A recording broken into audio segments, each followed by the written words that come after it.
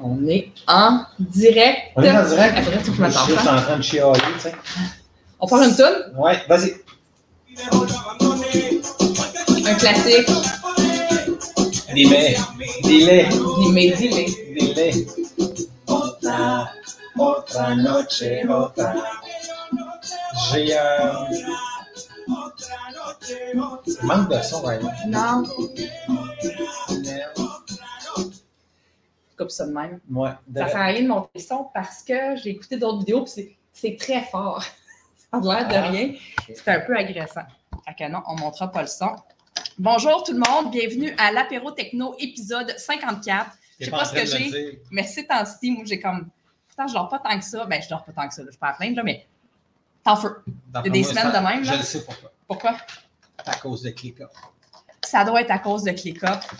Bienvenue tout le monde, épisode 54. Aujourd'hui, part 2 d'un apéro techno qu'on a fait là 2 mois. Si vous nous suivez, il est arrivé 18 août, il est arrivé plein de choses. Effectivement. Facebook a crashé, je me suis fait hacker mon Facebook. Dans 2 semaines, on va revenir là-dessus. Comment bien protéger votre compte Facebook. J'ai appris beaucoup de choses pendant ce hackage-là.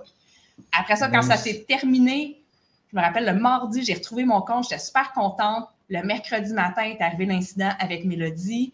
La crise, l'hôpital, le ci, le ça qui a duré. Là, on commence vraiment cette semaine à se remettre dans le bain. Et là, je suis désolée, je vais me boucher. Plus un beat, Mélo, je pense que ça va être sa première semaine complète d'école depuis tout ça, depuis la rentrée. Et aujourd'hui, on te jase de la partie 2 des 8 signes que ta base technologique fait dur, ou plutôt est faible. Fait dur, c'est pas fin. En fait, c'est... juste faire une parenthèse, parce que moi, j'aime ça le dire. Souvent, les gens, ils me disent base technologique, qu'est-ce que tu veux dire? En fait, c'est juste d'implanter les bonnes pratiques. Santé? On a oublié, on est au café à matin. Ouais. On est au café à l'apéro techno. Depuis le bonne heure le matin. Mais les 8 signes que ta base technologique est faible, on a fait les 4 premiers la dernière fois, puis on était rendu comme au bout de notre temps. Fait qu'on avait dit qu'on ferait une partie 2 avec les 4 autres signes. Elle n'a pas s'étiré. Juste avant, mini-annonce, on a un atelier la semaine prochaine, atelier Loi 25, les exigences technologiques et la cybersécurité qu'on va donner mardi prochain. Je vous mets le lien. Ça va être toutes les questions que tu te poses sur la Loi 25, le site, le cookie, j'ai besoin de quoi, quelle partie, qui fait quoi. On va tout démêler, qui s'occupe de quoi, qu'est-ce que tu as besoin, parce que là, il y a eu un peu de bordel. Les gens ont l'impression que la Loi 25, ça ne touche que ton site web. La loi 25, ça touche l'ensemble de l'infrastructure de ton entreprise. Ton site web, oui, mais c'est plus large que ça parce que j'ai lu cette semaine quelqu'un qui a dit « J'ai enlevé mon site web dans la ligne, j'en ai plus, fuck la loi 25 ». Malheureusement, non. Là, tu te dis « Oups, il y a quelque chose qui n'est pas clair là. » Parce que tu n'as plus de site web, OK, mais tu as encore besoin de te conformer à la loi 25. Fait qu'on va tout démêler ça. Je vous mets le lien à l'instant. Si vous êtes là, dites-nous un coucou. C'est toujours plus le fun que de parler tout seul. Dites-nous bonjour, vous êtes qui, vous êtes quoi. Autorisez StreamYard pour qu'on puisse voir qui nous parle. Moi, j'aimerais ça juste dire quelque chose. Ouais, parce que là, tu n'arrêtes pas de parler, ça m'énerve. Non, c'est ça, puis il ne faut pas paniquer là, sur la loi 25. Là, on a eu des gens qui se posaient beaucoup de questions, qui étaient un peu en mode panique par rapport à la date du 22 septembre aussi. Là. Fait que non, la police n'ira pas chez vous demain matin. OK? Fait que c'est parce qu'on a eu des. Il y a quelqu'un qui m'a demandé si les gens, la GRC, ça ne sera pas la GRC, c'est provincial, la loi 25, ça serait la SQ, mais personne ne va débarquer chez vous. C'est pas à ce point. Puis on s'entend que quand une loi rentre, elle est applicable, oui, mais il y a toujours un délai raisonnable de grâce. Ce n'est pas 8 ans le temps d'implanter ça, mais il faut quand même y aller avec le gros bon sens. C'est ça. Fait que, paniquez pas, mais prenez vos responsabilités. C'est un peu ça, la loi. Des fois, on va reparler tantôt de la loi 25. Là. La loi 25, il y a beaucoup de gros bon sens et de trucs que tu étais supposé de faire, puis si tu ne les as pas fait, ben il est juste le temps de les faire. Fait que, 5e signe que ta base technologique est faible. Les 4 autres étaient dans l'autre épisode, puis je vais vous mettre... Non, lâche les doigts de mon écran. C'est un touchscreen, non? C'est que j'ai ça quand il met ses doigts dans mon écran, bien, puis lâcher mon écran. Les enfants font la même affaire. On ne touche pas. On ne met pas les doigts dans mon écran. C'est réglé. On va y aller avec lui. Alors, signe que ta base technologique a peut-être besoin d'être retravaillée ou du moins renforcée. Renforcée surtout. C'est que soit que tu n'as pas d'antivirus, ou que tu as un antivirus version gratuite, ou que tu fonctionnes avec Windows Defender. En fait, non. OK, il faut comprendre que tu as Windows ou Mac, tu as déjà une implantation de système de sécurité dans les deux plateformes, okay? Dans les deux systèmes d'exploitation. Dans Mac, je pense, 3, je ne me rappelle plus des noms exacts, Xprotect, puis tout. Bon. Mais les deux, que ce soit Windows Defender qui est inclus dans Windows, évidemment, c'est des produits gratuits, donc vraiment beaucoup plus de base. Quand on est en entreprise, on va y aller plus dans un format avec un module qu'on appelle EDR, qui est plus avancé. La première base, là, parce que des fois, je vois des entreprises qui commencent, puis c'est le début, puis c'est correct, est au moins un antivirus payant. Ouais, les versions gratuites, là, c'est gratuit. La base de base, la première action que je devrais prendre dans mon entreprise au niveau de la sécurité, là, antivirus payant. Ça, c'est déjà un bon check. Déjà là, ouais. Bitdefender fait une belle job dans le antivirus classique parce qu'il y a deux sortes d'antivirus présentement sur le marché. Il y a les antivirus qu'on va dire classiques, que tout le monde connaît, que la plupart des gens ont installés dans leur ordinateur. Ils ont des versions gratuites, ils ont des versions payantes, ils ont des versions entreprises. Et il y a l'autre partie qu'on va appeler les antivirus, qu'on appelle encore de nouvelle génération, de new gen. Ouais, next gen qui appelle là, EDR, puis tout avec un XDR, module. puis c'est ça. Ouais. C'est des modules qui sont ajoutés aux antivirus et qui fonctionnent avec l'intelligence artificielle. Puis là, on vient de monter la coche, le niveau de protection, l'efficacité de ces antivirus-là et plus comportemental aussi. Vraiment beaucoup.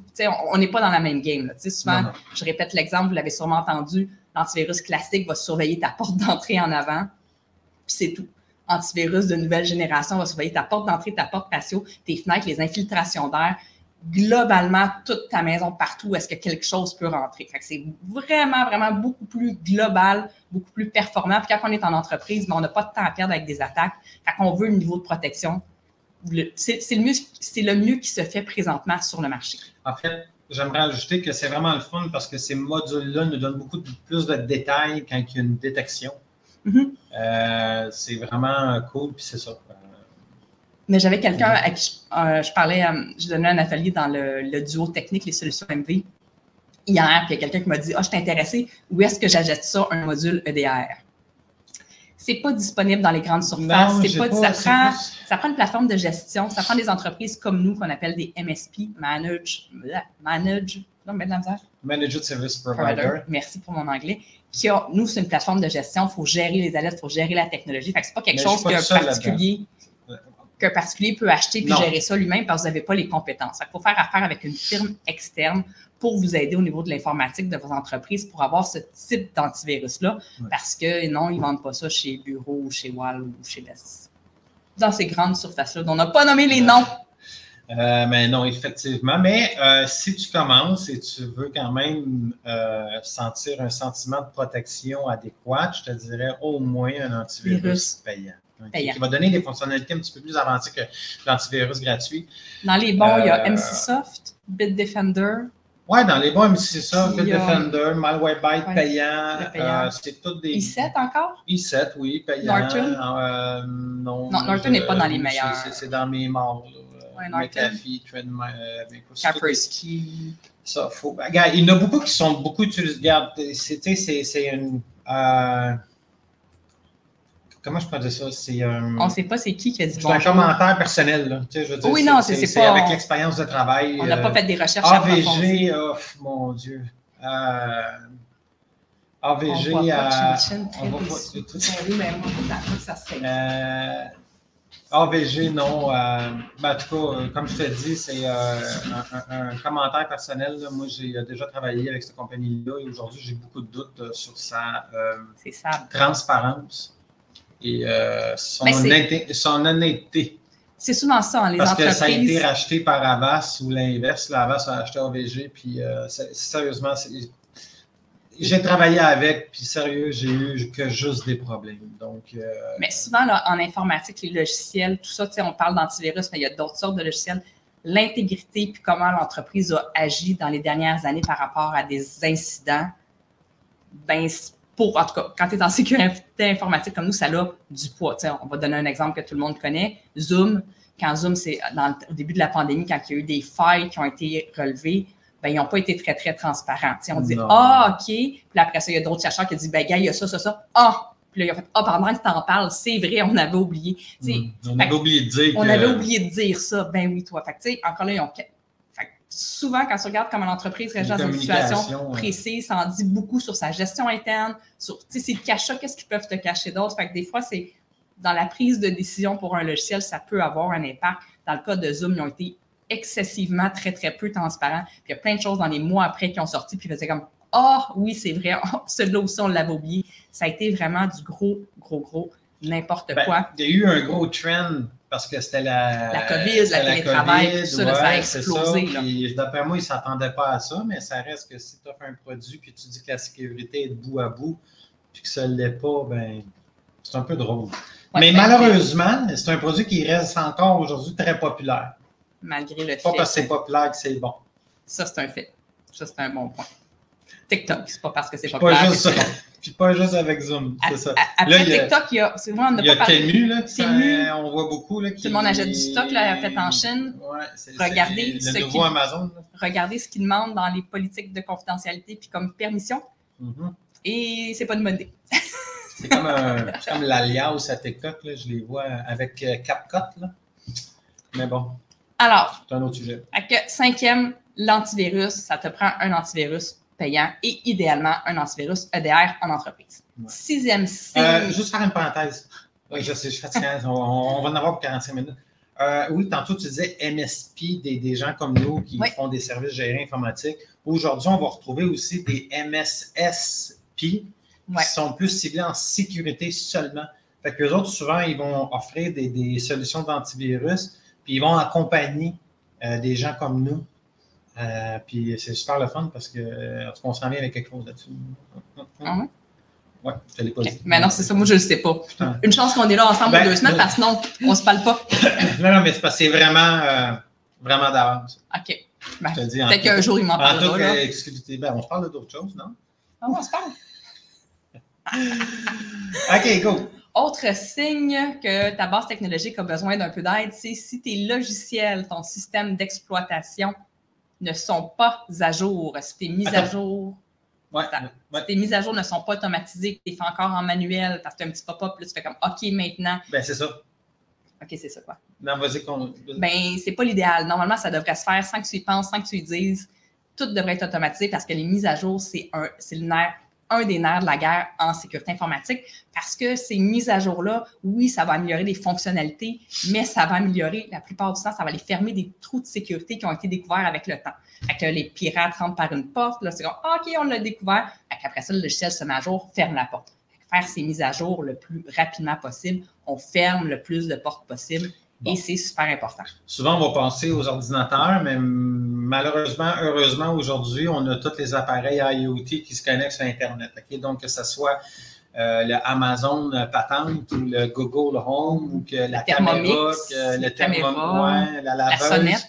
Je ne connais pas tous ces produits-là, donc, mais je sais une chose, c'est qu'ils utilisent tout un logiciel à l'intérieur et habituellement, au moins une fois par année, il faudrait au moins les mettre à jour. Donc, voilà, c'était super important. Puis souvent, ces petits IoT-là, ces objets connectés-là, pas tout le temps, là, mais admettons qu'on va parler des caméras de surveillance parce que c'est largement connu, c'est largement utilisé. Ils valent pas cher sur Internet. Ils veulent que vous les achetiez parce que ça a l'air beau, bon, pas cher.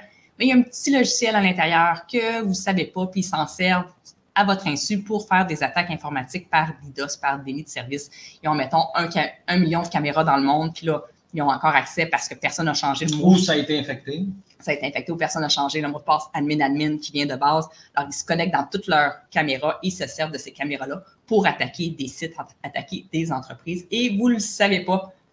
Et ça arrive.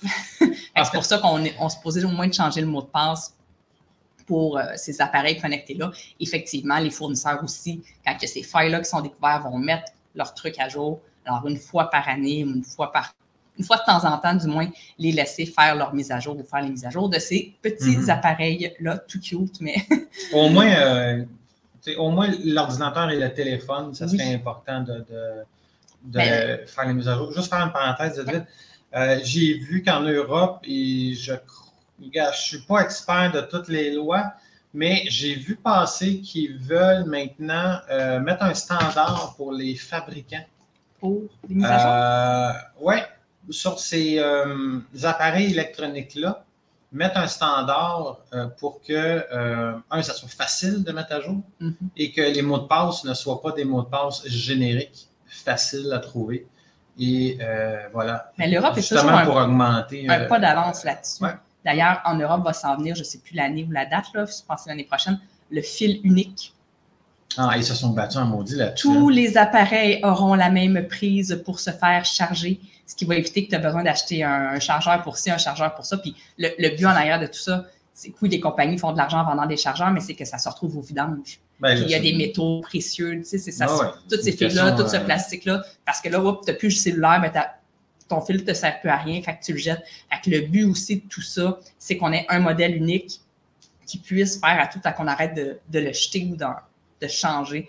C'est une question aussi d'écologie, de réutilisation. En arrière mais encore de tout là, je ne sais pas comment ça va être fait parce que quand ils sortent des nouvelles technologies, des fois, il faut qu'ils changent les embouts pour avoir plus de vitesse. Qui se débrouille. C'est ça. Qui se débrouille. Fait que super important. Des fois, on va arriver le matin, notre Chrome, il y a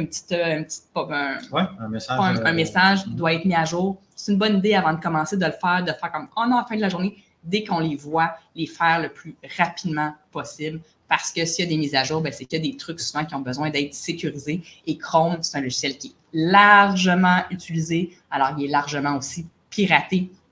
C'est plus que c'est populaire, plus qu'il y a de gens qui s'intéressent à comment hacker. Fait que c'est pour ça qu'il y a des mises à jour des fois plus fréquentes. Et tu peux nous expliquer, souvent on entend le Zero Day Attack. Qu'est-ce que ça veut dire? Zero Day Attack, ça veut dire que c'est une faille qui est exploitée par les méchants souvent, puis qui n'a pas été publicisée par les standards de l'industrie, genre faire un CVE ou c'est comme un numéro d'enregistrement de vulnérabilité, on peut voir ça comme ça. Puis les gens hackers, ils diffusent ça publiquement pour après ça que ça soit traité et corrigé par la compagnie.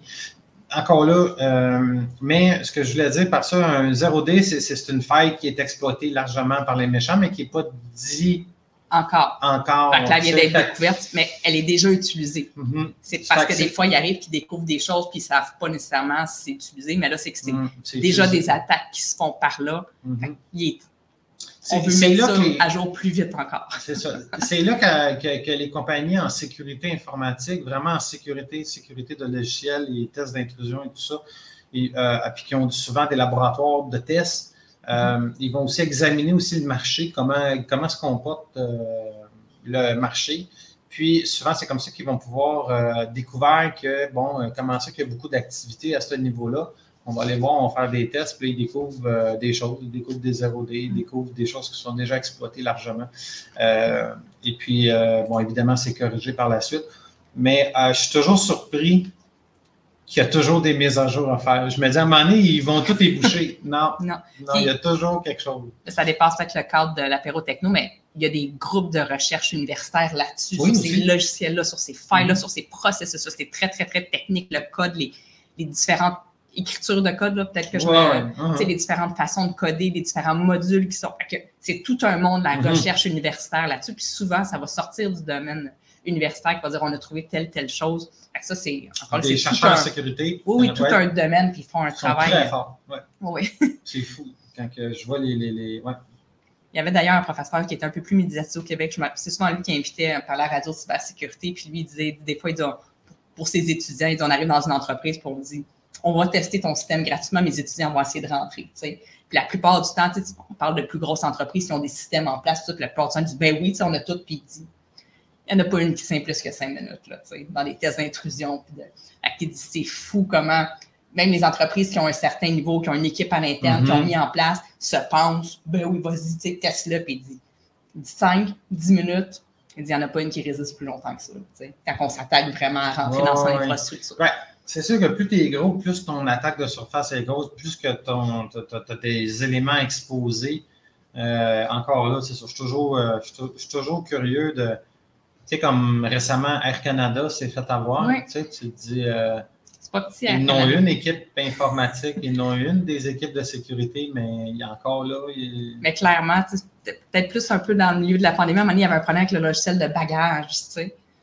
Le monde perdait leur bagage, ils ne retrouvaient pas leur bagage avec Air Canada. Tu dis, c'est quand même la base quand tu es un transporteur aérien d'avoir un tracking de tes bagages. Fait que je ne sais pas l'équipe informatique en arrière de Air Canada, mais clairement, des fois, quand on voit des choses comme ça, voyons qu'ils ne sont pas plus au point que ça, c'est pas mal leur job de suivre des bagages, entre autres, puis de suivre des passagers. C'est fou parce qu'ils ont sorti une base de données avec une partie de ce qu'ils ont diffusé, là, une partie des pilotes. En Canada? Ouais. Ça a sorti sur le Dark? Oui, tu as tous les noms, tu as toutes les adresses des domiciles, tu as tous les numéros de téléphone, les courriels. Non, c'est quand même des données sensibles. Ouais, tu peux te pointer chez quelqu'un. Mm-hmm. Quatrième, non, on est rendu à 7e point, mes maths ce matin. 7e point, que ta base technologique est faible ou en tout cas a besoin d'amour. C'est un point qu'on se... je veux dire qu'on se bat, mais on répète, puis on répète ça, puis je pense qu'on va... Dans 10 ans, on va le répéter encore. Mm-hmm. Google Drive, OneDrive, iCloud, Dropbox, pour ne nommer que ceux-là, ne sont pas des solutions de sauvegarde. Oh mon Dieu! Ce sont des solutions de partage de fichiers. C'est des outils exceptionnels, pratiques, essentiels en entreprise pour partager les données avec l'équipe, avec peu importe. C'est un must, là. C'est pas juste un « ah, c'est le fun », c'est un must. Par contre, il faut être conscient de ce que c'est. Ce ne sont pas des solutions de sauvegarde. Parce que j'entends 20 millions de fois, « T'as-tu une sauvegarde? » Oui, j'ai tout mis ça sur mon Google Drive. Ou j'ai tout mis ça sur iCloud. C'est plate parce qu'Apple se défend beaucoup en disant que c'est une sauvegarde. Je ne suis pas d'accord. J'ai vu des gens perdre du stock quand même avec iCloud. C'est surtout... même avec Time Machine. Oui, même avec Time Machine, oui. Effectivement. C'est surtout la mécanique, comment que ça a été fait, malheureusement. Mais ces solutions-là, dans le fond, pourquoi est-ce qu'on dit que ce n'est pas des solutions? Puis on dit, c'est pas juste nous autres, là. C'est généralisé en sécurité informatique. C'est vulnérable aux attaques par rançon logiciel. Rançon logiciel, c'est une petite bébête qui rentre dans ton ordinateur, qui crypte tes données et qui te demande une rançon. Tu sais, paye-moi 50 000 puis je te redonne la clé. Mais ces petites bébites-là sont de plus en plus efficaces et se propagent à tout ce que tu penses une sauvegarde. Disque dur externe, clé USB, OneDrive, Google Drive, ça a la capacité de se propager à ça parce que leur but, c'est évidemment que tu ne peux pas faire comme j'ai mes données là puis je les ramène. Alors, ça se raffine. Alors, c'est sensible aux attaques par rançon logiciel, à l'erreur humaine ou aux humains fâchés, un des deux. Ouais. On a vu un client, nous, qu'un employé très fâché a tout effacé. Et quand l'employé est fâché, il sait très bien qu'il doit vider la corbeille. Ce n'est pas un détail qu'il oublie. Non. C'est quelque chose de plus, ils sont assez efficaces. Et troisième chose, une erreur technique, un glitch technique. Microsoft, Google, c'est des plateformes informatiques, puis les problèmes techniques, ça existe, ça arrive. Puis des fois, ils vont regarder ce qui s'est passé, puis ils vont dire on ne sait pas trop ce qui est arrivé. En fait, c'est ça, je dirais, si tu es tout seul, tu n'as probablement peut-être jamais vécu cette expérience-là.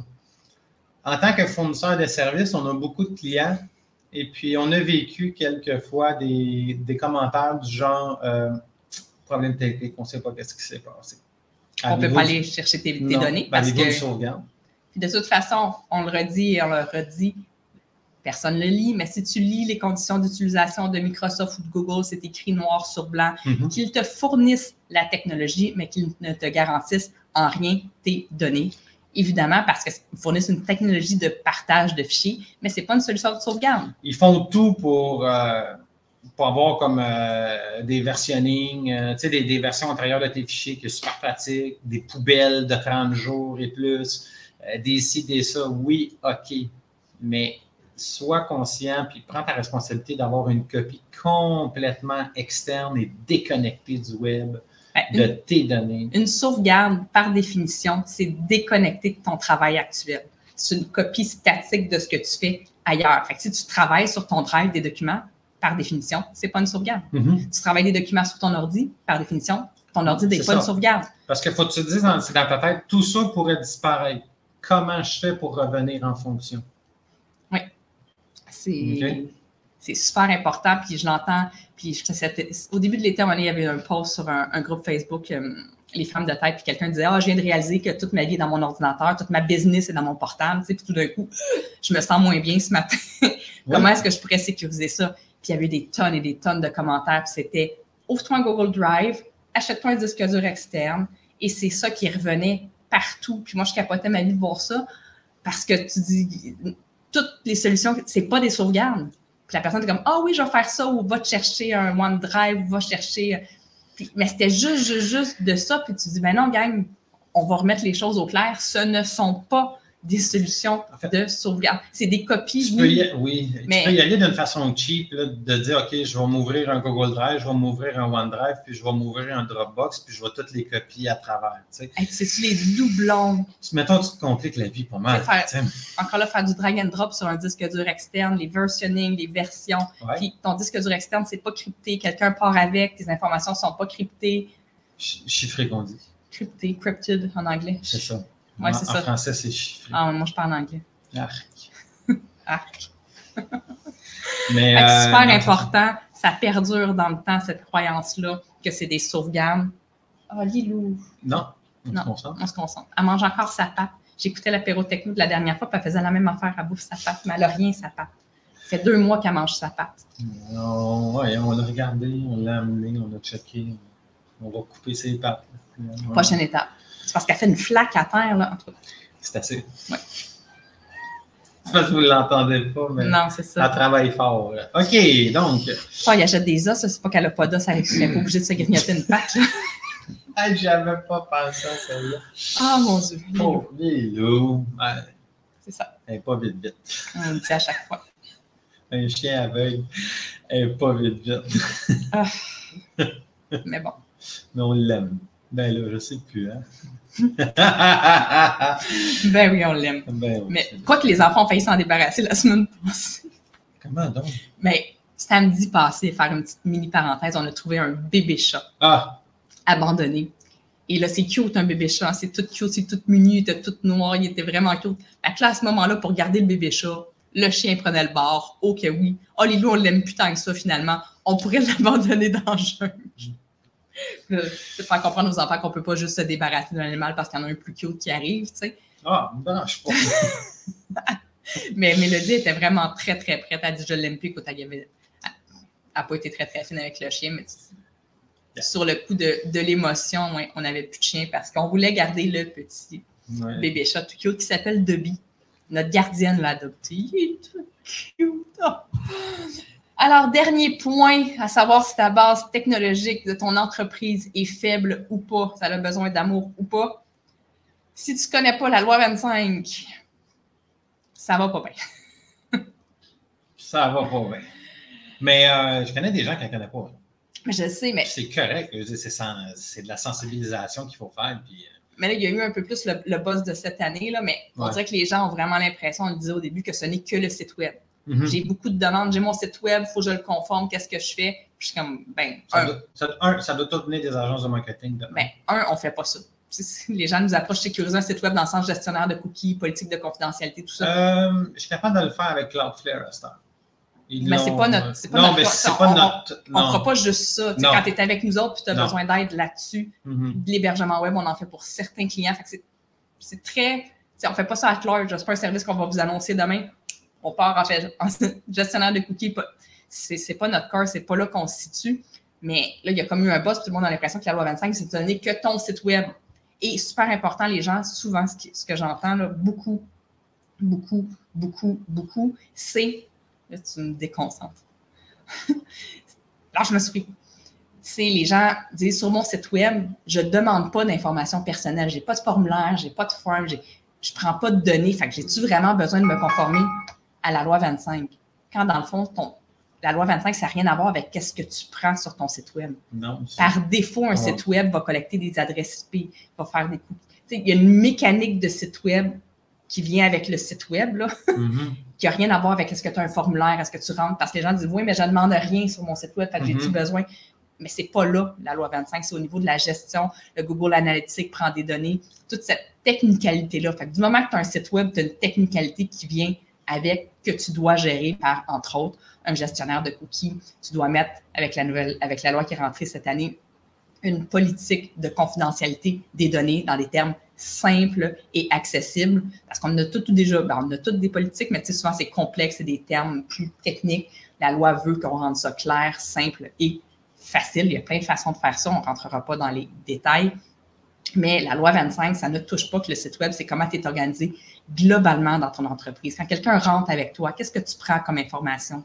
Tu mets où ces informations-là? Est-ce que tu prends juste les informations que tu as besoin? Et on parle c'est plus une gouvernance, une gestion. C'est une façon de travailler en entreprise. Oui. Tu sais, c'est de l'information qui peuvent identifier une personne. OK? On ne parle pas de n'importe quelle information non plus.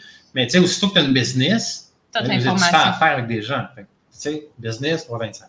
Puis souvent, ce que j'entends aussi, c'est « Ah oui, mais moi, tout est dans QuickBook, je suis avec Shopify, fait que mon site web, c'est Shopify, ma comptabilité, c'est QuickBook, puis je gère mes clients, je ne sais pas, dans un autre logiciel. » Fait que il dit « Moi, je gère… » Dans Zoho. Fait que moi, je ne gère pas vraiment rien, fait que je n'ai pas besoin de tout ça. Tu te sers d'un ordinateur pour te connecter à ces sites-là.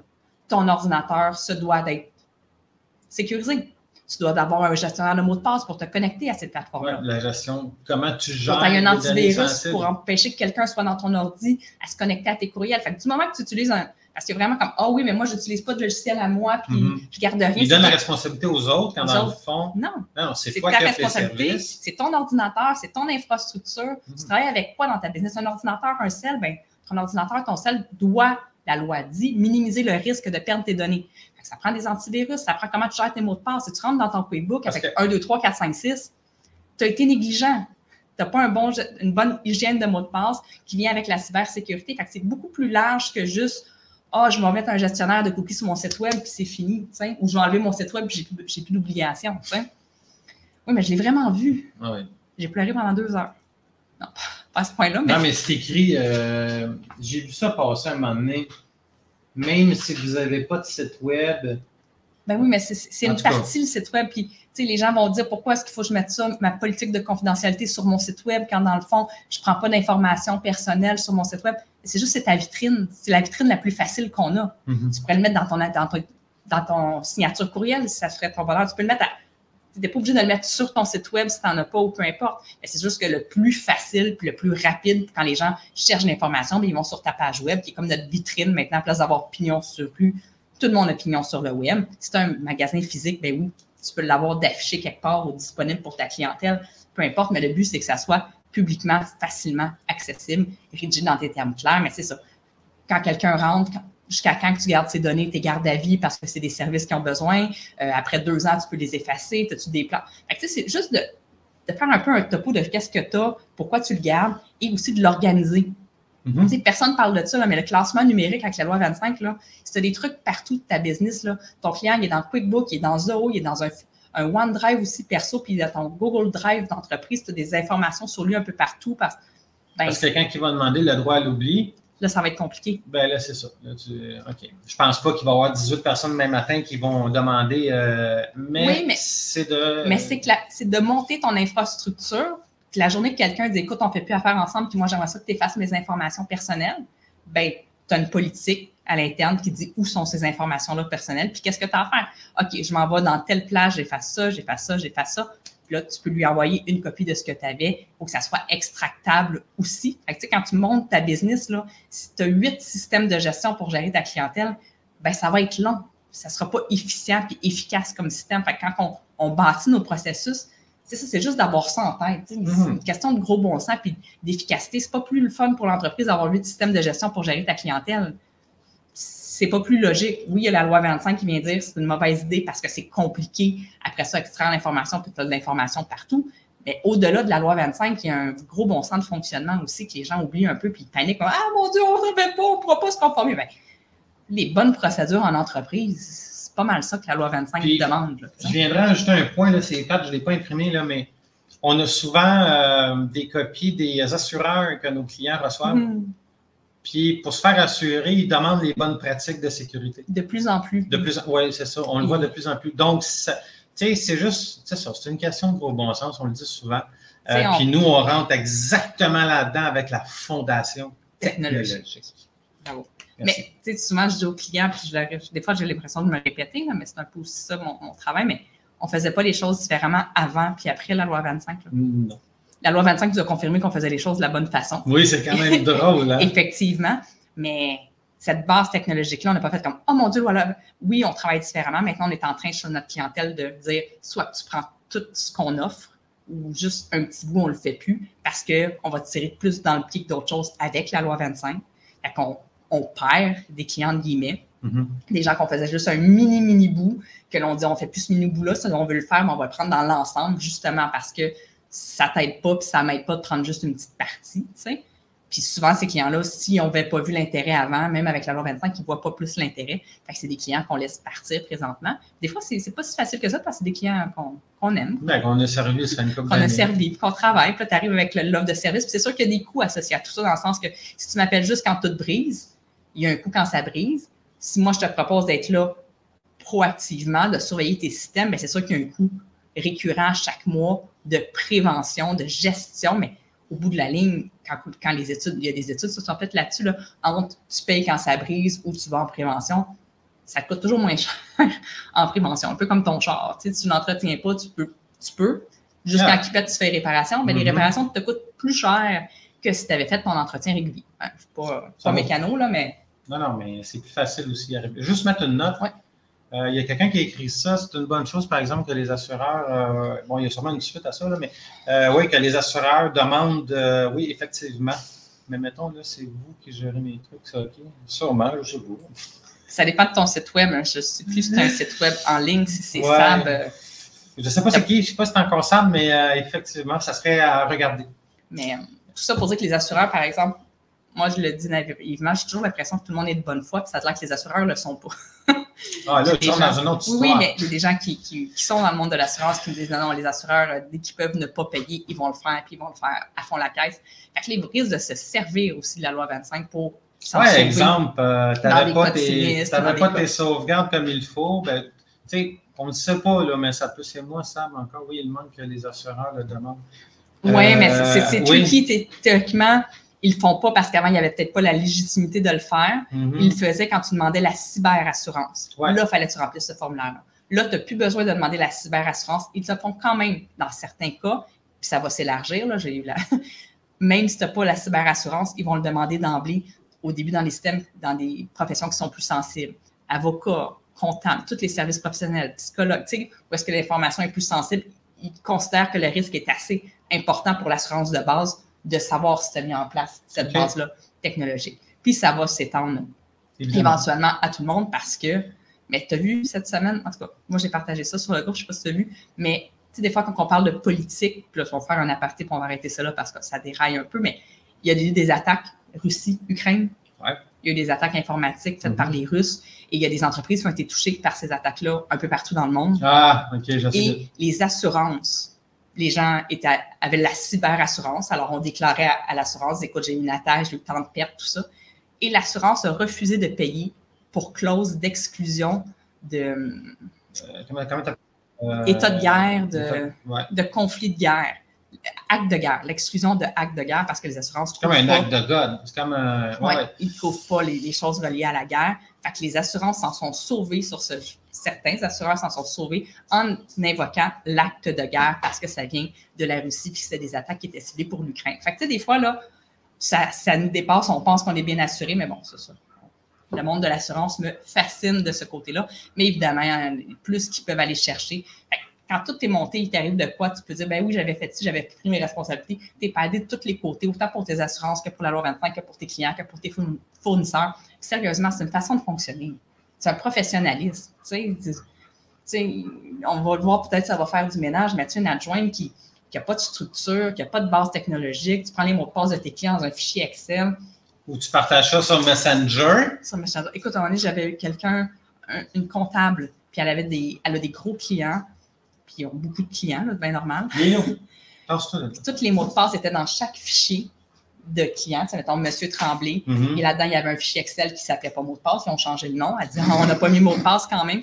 Mais tu sais, puis dans ce fichier-là, tu avais des accès à des comptes de banque. README. Non, mais aux comptes de banque, les accès au gouvernement, tout ça c'était dans chaque dossier client. Puis j'étais comme, c'est une très, très, très mauvaise idée Puis là, elle me dit, ouais, mais t'as-tu ma base de clientèle? Elle dit, juste sortir ça de là, ça va me prendre ben trop de temps. Elle dit, voyons, je peux pas faire ça. Tu veux faire ça? Quelque chose. Moi, je te jure, tu veux sortir ça de là, puis mettre ça en sécurité dans un gestionnaire de mots de passe qui sert à ça. Tu veux pas avoir des fichiers dans tes dossiers partagés avec tes employés qui ont accès. Écoute.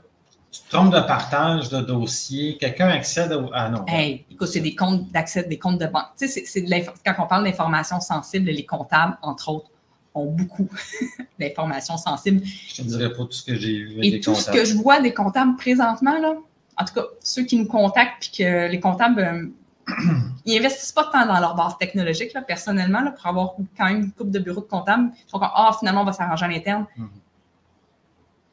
En tout cas, on va dire ça comme ça. Il ne faut pas généraliser, bien sûr, là, mais... mais ceux que je parle, qui nous avaient contactés, tout ça, c'est comme, non, c'est trop, puis non, on ne peut pas faire ça, on ne peut pas faire ça. T'attends quoi? Ah oui, OK. Tu sais, j'avais des adjointes, une équipe d'adjointes, des 5 adjointes qui travaillaient ensemble. Tu te réveilles la nuit. Ah oui, j'avais quelqu'un qui se réveillait la nuit, aller au bureau, faire ses sauvegardes sur ses backups. Parce qu'il était plus sûr si elles avaient parti ou pas. Mais. C'est comptable. En même temps, ses backups étaient sur le réseau avec son NAS. Fait qu'il y a avoir une attaque qui perdait de toute façon ses sauvegardes, mais bon. Des fois, les gens mettent bien des choses en place et ne sont pas conscients des risques. Oui, mais il n'est pas branché le NAS sur le réseau le matin. Non, c'était pas vrai, il était branché. Non, mais ça aurait pu. Mais oui, que tu vas le brancher, c'est bien oui, mais les gens, c'est ça, ils se montrent des structures qui font comme oui, mais c'est sécuritaire, quand dans le fond, ce n'est pas pantoute parce que c'est pas leur zone de génie. Puis à vouloir tout faire par soi-même, on peut économiser, mais moi, c'est ce que j'appelle l'économie de bout de chandelle. Va chercher un prêt, une subvention, il a tellement investi à la bonne place. Puis la base technologique, ça va t'aider dans toute ton entreprise, dans toute la sécurité, dans tout. Tu sais, les mots de passe, là, on en parle, gestion de mots de passe, ça te sauve du temps au quotidien, là, ça change ta vie quand tu travailles en équipe, quand tu commences à avoir des employés. Si tu n'as pas ça, ben, tu ne sais pas c'est quoi la vie avec un gestionnaire de mots de passe. C'est ça. Voilà. Hein, on va finir ça là-dessus. Non, c'est parce que tu économises beaucoup de temps. Ben oui, mais d'efficacité, puis en tout cas, on prend jason. On pourrait faire un épisode juste là-dessus, le temps que tu sauves avec ton gestionnaire de mots de passe. Donc, je pense que ça fait le tour. Oui. Merci beaucoup de votre participation. Vous avez été nombreux. Atelier de la loi 25, mardi le 17 octobre. Je vous remets, non, je l'ai déjà mis, le lien dans les commentaires pour vous inscrire. Vraiment, c'est un petit prix, il est 9,99 jusqu'à minuit ce soir. Après ça, le code promo ne fonctionnera plus parce que le code promo, c'est vendredi 13 et on est vendredi 13. Ça va être le prix normal, 200. Oui, 200. 14,99. C'est pas un gros prix. Le but, c'est juste que... Soyez engagés. D'être là, d'avoir pour cette formation-là. Puis le contenu est incroyable. Si vous avez la moindre question sur la loi 25, ça va vous démêler bien des affaires. On n'a pas de questions précises, on n'est pas avocat, on n'est pas juriste. Mais tu sais, si vous demandez des questions, c'est quoi le site web, tout ça, là, on peut tout démêler ça. Puis à la fin, vous allez vraiment savoir qui fait quoi, pourquoi, comment, puis où vous en êtes pour la suite. Bonne fin de semaine. Oui. Hasta luego. À toi aussi. Adios. Bonne fin de semaine. Bon, on passe pas la fin de semaine ensemble. En tout cas, à lundi, on se revoit au bureau. Attention à vous autres. Bye.